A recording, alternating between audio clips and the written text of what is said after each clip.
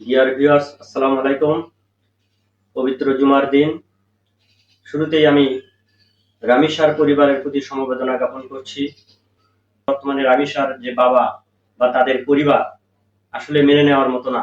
আমি চাই এই আসামিদের দ্রুত ওপেন স্টেডিয়ামে বিচারের ব্যবস্থা করা হোক, ফাঁসিতে ঝুলিয়ে দেওয়া হোক এবং আমরা ওপেন স্টেডিয়ামে এই বিচারটা দেখতে চাই। মাননীয় প্রধানমন্ত্রীর কাছে বিনীত অনুরোধ, আপনি ওপেন স্টেডিয়ামে এই বিচার দেখিয়ে দিন এবং দেশটাকে সুশাসনের দিকে নিয়ে যান। আমরা এই সব ধর্ষকদের দ্রুত বিচার, বিশেষ করে প্রধানমন্ত্রী, স্বরাষ্ট্রমন্ত্রী, আইনমন্ত্রীর প্রতি আমার আকুল আবেদন থাকবে, এদের বিচার যদি দ্রুত করতে পারেন তাহলে দেশে আর র্যাপিস্ট তৈরি হবে না, দেশে আর এই ধরনের নৃশংসভাবে হত্যা হবে না। তাই আপনাদের কাছে বিনীত অনুরোধ, আপনারা দ্রুত বিচার করুন। হে আল্লাহ, আপনি এই সব পরিবারদেরকে ধৈর্য ধরবার মতো তৌফিক দান করে দাও। দ্য ব্যাগ ওয়াজ জাস্ট, ব্যাগটা ছিল, ওয়াজ জাস্ট ঠিক 10 কেজি। 10 কেজি দেখেন, অ্যামাউন্ট, কোয়ান্টিটি, নাম্বার, সংখ্যা, বয়সের নিচে, পরিমাণের নিচে, সংখ্যার নিচে বুঝালে, হ্যাঁ, তারপর হচ্ছে যে একটা মাসের নিচে, সপ্তাহের নিচে, এইরকম যদি বোঝায় তাহলে অবশ্যই আমি বলে দিয়েছি যে সেখানে আন্ডার হবে। তো হচ্ছে যে the bag was just under 10 KG, ব্যাগটা ছিল ঠিক 10 কেজির নিচে। সো আই ওয়াজ অ্যাবল, আমি সক্ষম ছিলাম, টু ব্রিং, হ্যাঁ, নিয়ে যেতে, টু ব্রিং, দেখেন, টু ব্রিং ইট, ইহা নিয়ে যেতে সক্ষম ছিলাম, অন দা প্লেন, প্লেনে, হ্যাঁ, অথবা অন দা হর্স ব্যাক, ঘোড়ার পিঠে করে নিয়ে যেতে সক্ষম ছিলাম। তো এখানে যেহেতু 10 কেজি একটা কোয়ান্টিটি বা পরিমাণ বোঝানো হচ্ছে, এই জন্য এখানে আমরা কি বসাবো? আন্ডার বসাবো। এখানে আন্ডার হবে, অর্থাৎ বি নাম্বার হবে। নম্বর 2 আপনারা দেখেন, 2 নম্বরে বলা হচ্ছে হি হ্যাড হিডেন দা মানি, অর্থাৎ সে টাকাটা লুকিয়ে রেখেছিল।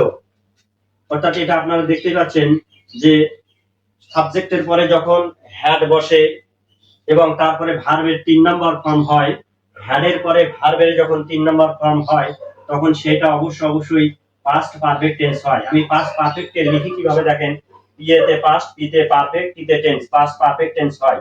আর প্রেজেন্ট পারফেক্ট টেন্স হলে এখানে হ্যাভ অথবা হ্যাড হইতো, হি হ্যাজ অথবা হ্যাড হইতো আর কি, উই হ্যাভ, এটা।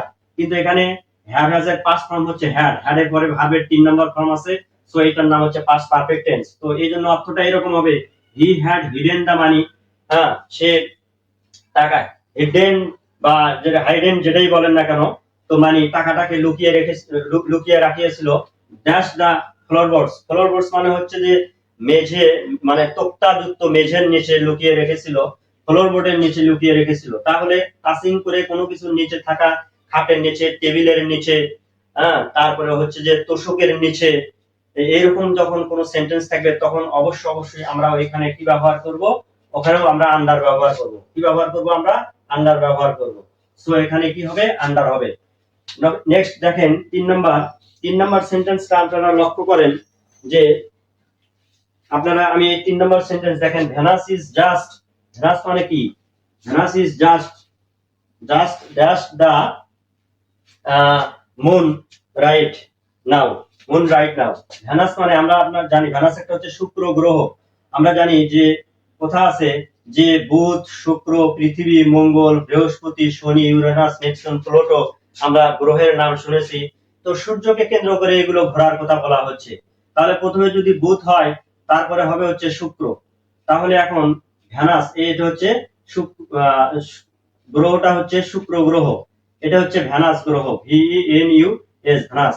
তো বলা হচ্ছে যে এই ভেনাসটা ঠিক মুনকে মানে চাঁদকে, চাঁদের নিচে অবস্থিত, এরকম ভাবে বলা হচ্ছে, চাঁদের লাইনের নিচে অবস্থিত। দেখেন এটা একটা লাইন, কিন্তু এটা একটা লাইন, এটা একটা লাইন। অর্থাৎ আমরা জানি যে বুধ, শুক্র, পৃথিবী, মঙ্গল এই গ্রহগুলো সূর্যকে কেন্দ্র করে ঘোরে। ঠিক তেমনি ভেনাস, শুক্র গ্রহটাও এই চাঁদকে কেন্দ্র করে ঘুরতেছে। যেহেতু লাইন বরাবর ঘুরতেছে, আমি এটার উপরে ব্যাখ্যা করেছি যে স্পেস বরাবর, লাইন বরাবর, সেন্টেন্সের নিচে সেন্টেন্স, সমান্তরাল বরাবর বা কলাম বরাবর, সমান্তরালের মতো সমান্তরাল, লাইনের মতো লাইন, অথবা এইরকম ভাবে লাইন বরাবর লাইন যখন যাবে তখন অবশ্যই ওখানে কি হবে? বিলো হবে। কি